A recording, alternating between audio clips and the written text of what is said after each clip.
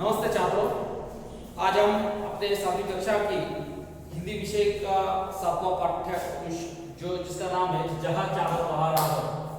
यह पाठ लेखिका अनुराधा मोहिनी के द्वारा लिखित इस पाठ्यांश में आप सबको इस बात को दर्शाया गया है कि यदि मनुष्य के मन में किसी काम करने की इच्छा हो तो बड़े से बड़ा काम सफलतापूर्वक कर लेता है। इसंबा गांव की यह कहानी है। इसंबा गांव के बीचों बीच एक नाला बहता था।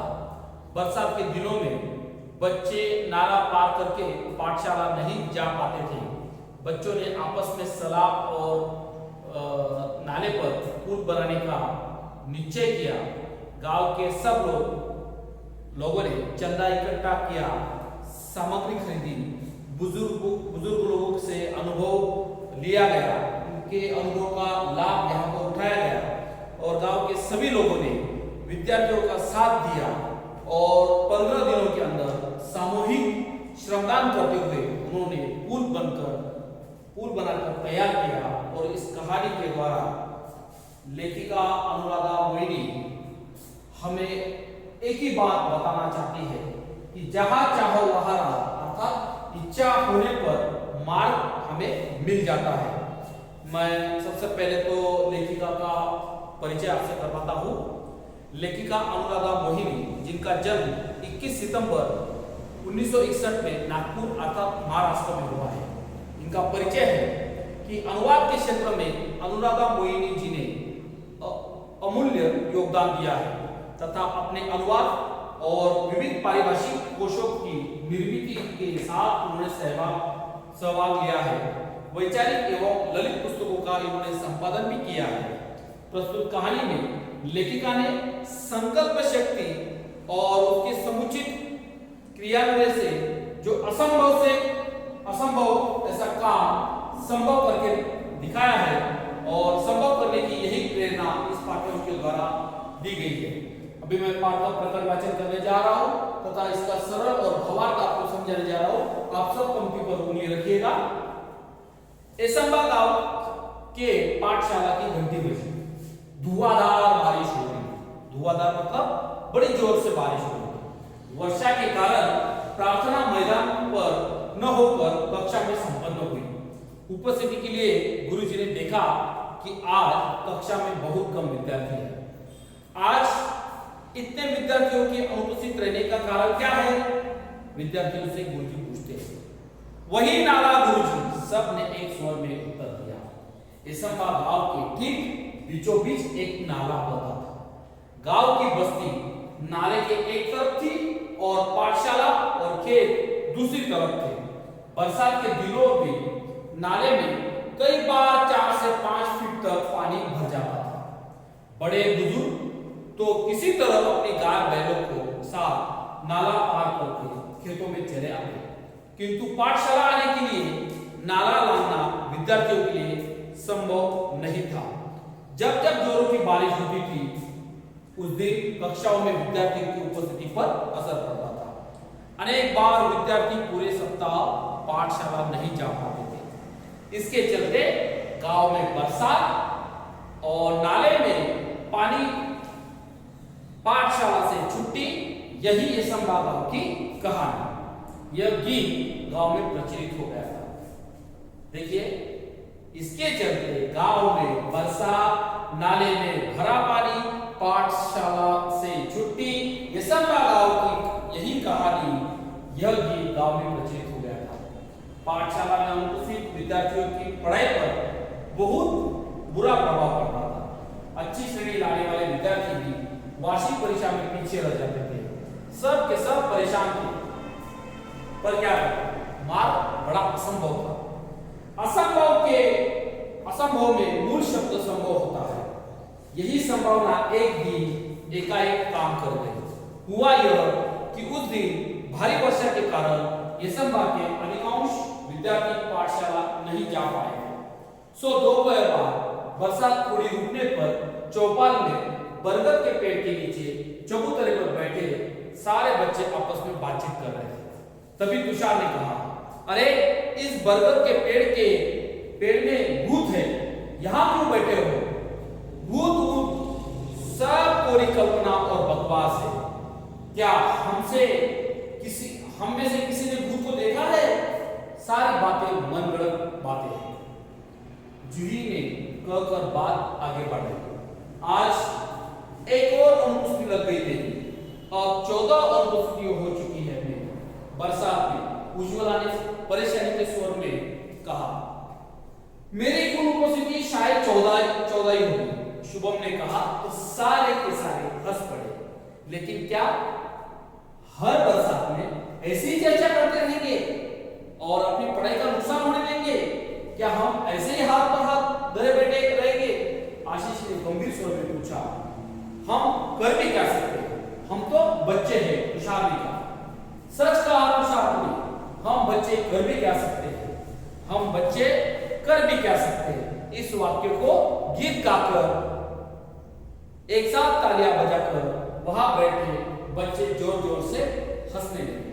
हंसो मत, कोई कुछ कर सकता है तो वह हम ही है। आत्म भरा यह स्वर दामिनी का था। हर समस्या का निदान संभव है। प्रकृति में विचार करने के लिए हमें बुद्धि दी है। मुझे विश्वास है कि हम सब मिलकर विचार करेंगे तो कोई न कोई रास्ता अवश्य मिलेगा। कोशिश करने वालों की कभी हार नहीं होती। तो दामिनी की बातों से बातचीत का माहौल ही बदल गया। हर कोई गंभीर होकर समस्या के हल के बारे में सोचने लगा। हल मिल गया। हम बरसात में ही पाठशाला जा सकते हैं। आशीष की आंखों में चमक और उत्साह भरा हुआ था। कैसे?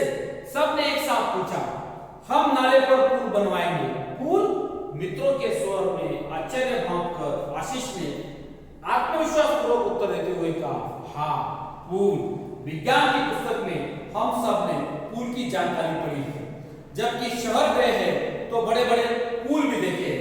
अंतर्जाल से हम जानकारी भी प्राप्त कर सकते हैं। गांव का नाला बहुत ज्यादा चौड़ा नहीं है।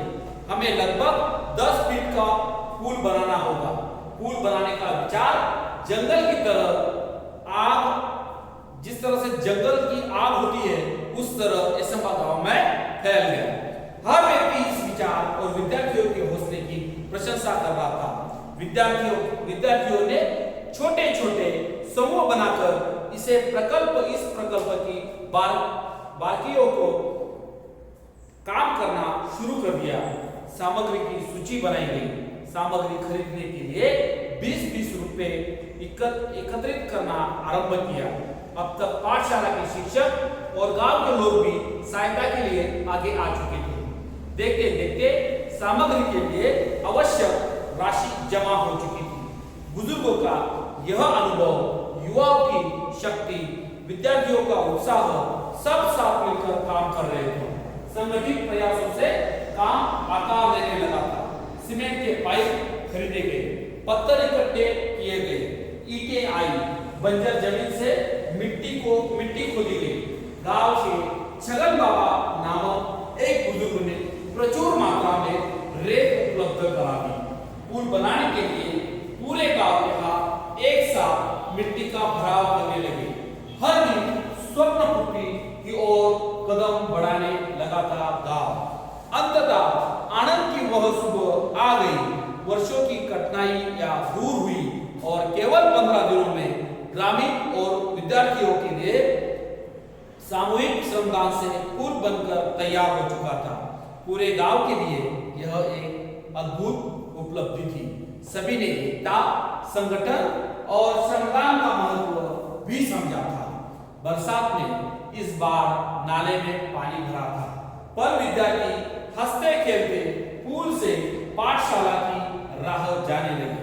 पुल भी विद्यार्थियों के हौसले को दाद देता, मानो मन ही मन मुस्कुरा रहा था। जहां चाह वहां राह।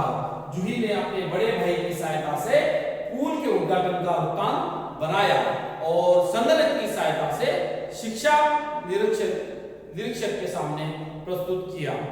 तो इस पाठ्यांश में हम लोग देख सकते हैं कि असंभव से असंभव, मतलब ऐसे कोई काम होते जो हमें पूरे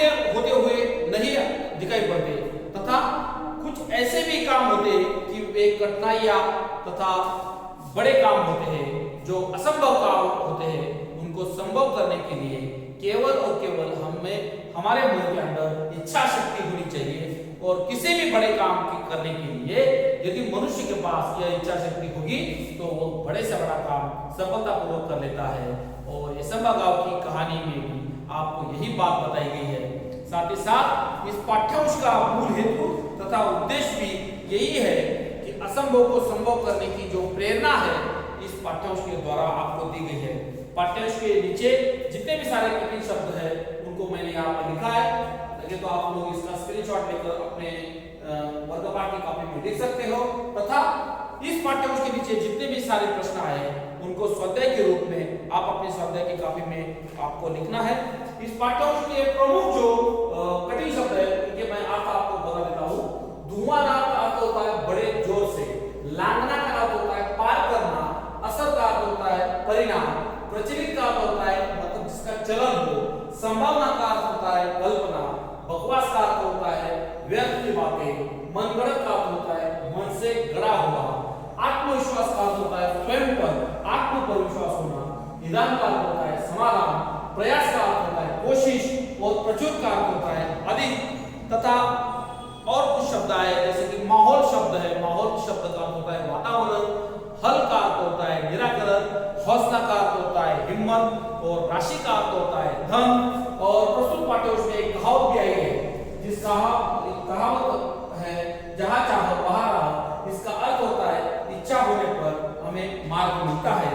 तो छात्रों, हम लोगों ने इस पाठ्यांश को चर्चा करते हुए इस बात को समझा है, जाना है कि किसी भी असंभव काम को संभव करने के लिए सिर्फ और सिर्फ मन में इच्छा शक्ति हो तो वह काम संभव बन सकता है। इस पाठ्यांश के नीचे जितने भी प्रश्न है आप लोग उन प्रश्नों को स्वाध्याय की कॉपी में लिख ले और यहीं पर हमारा यह पाठ क्रमांक 7 खत्म होता है। धन्यवाद।